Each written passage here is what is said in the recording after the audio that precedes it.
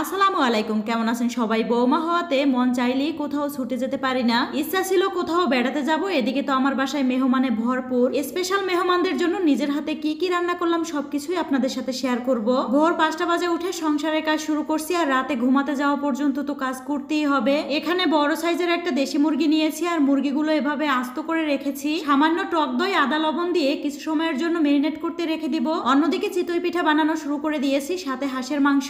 আর এখন মেরিনেট করা মাংসগুলো তেলের উপর ভেজে নিব। মুরগির মাংস তো বিভিন্ন ভাবে রান্না করা হয়, তবে এইভাবে রান্না করলে কিন্তু আমাদের কাছে অনেক ভালো লাগে। একটা মুরগি দিয়ে প্রথমে আমি 4 পিস করছিলাম, সাইজগুলো একটু বড় ছিল যার কারণে ছোট ছোট করে দিয়েছি। আর এখানে পেঁয়াজ বেরেস্তা করে নিব, আর সব ধরনের মশলা দিয়ে দিব। শীতের সকালে ভাতের চেয়ে পিঠাই ভালো লাগে। সবসময় তো এক চুলায় রান্না করি, মেহমান আসলে মনে হয় চুলা আরো 2-4টা থাকলেই ভালো হতো। শীতের দিনে সকাল হলে সন্ধ্যা হতে আর বেশি সময় লাগে না, কাজ করতে করতে কখন যে সময় চলে যায়। এই তো এখানে মশলা কষিয়ে আমি মাংসগুলো দিয়ে দিলাম, আর উপর থেকে কিছুটা টক দই দিয়েছি। আবারও তরকারির মশলা কষানোর উপরই নির্ভর করে খেতে কেমন হবে। কষানো শেষে এখানে পরিমাণ মতো দুধ দিয়ে দিলাম। আজকের এই রান্নাটায় কোনো রকম পানি ব্যবহার করব না, আর এই রোস্ট রান্নাটা কিন্তু আমাদের খুবই পছন্দের। আমরা যে খাবারগুলো খেতে পছন্দ করি, আমরা সব সময় চেষ্টা করি মেহমানদেরকেও সেই খাবারগুলো খাওয়াতে। অনেক সময় তাদের পছন্দেও রান্না করা হয়। আজকে হাঁসের মাংস কিন্তু তাদের পছন্দেই রান্না করতেছি। কিছুদিন আগে যখন হাঁসের মাংস রান্না করি, সবাই আমার ভিডিও দেখে বলে আমার হাতেই নাকি হাঁসের মাংস রান্না খেতে হবে। আমি সবসময় বেশি করে রসুন দিয়ে হাঁসের মাংস রান্না করি। রোস্ট রান্নার মধ্যে কিছুটা গুঁড়ামরিচ দিয়েছিলাম, আমার কাছে একটু ঝাল ঝাল ভালো লাগে। আর এখানে কয়েকটা কাঁচামরিচও দিয়ে দিলাম। মেয়েরা যেমন ঘর সামলিয়ে আবার বাহিরেও কাজ করে, আর মেহমান আসলে তো কত কাজ করতে হয়। শীতের সময় রান্নাঘরে তেমন একটা কষ্ট হয় না, তারপরও মাঝে মধ্যে দাঁড়িয়ে থেকে থেকে রান্না করতে এত বেশি পায়ে ব্যথা হয়। তারপরও দেখবেন কিছু মানুষ এসে বলবে সারাদিন আমরা ঘরে বসে কি করি।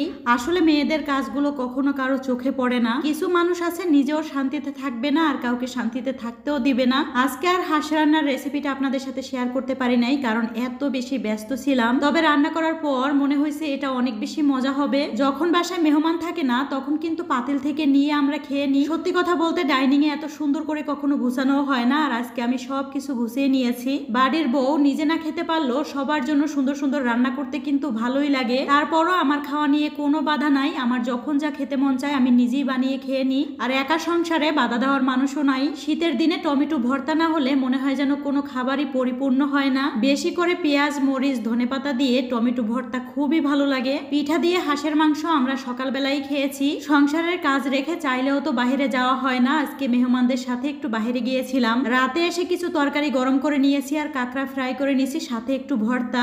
অনেক আপুরাই বলেন আপু তুমি তো সারাদিন একা থাকো, তাহলে তোমাকে ভিডিও কে করে দেয়? সব সময় নিজের ভিডিও আমি নিজেই করি। মাঝে মধ্যে আপনাদের ভাইয়া বাসায় থাকলে সে আমাকে ভিডিও করে দেয়।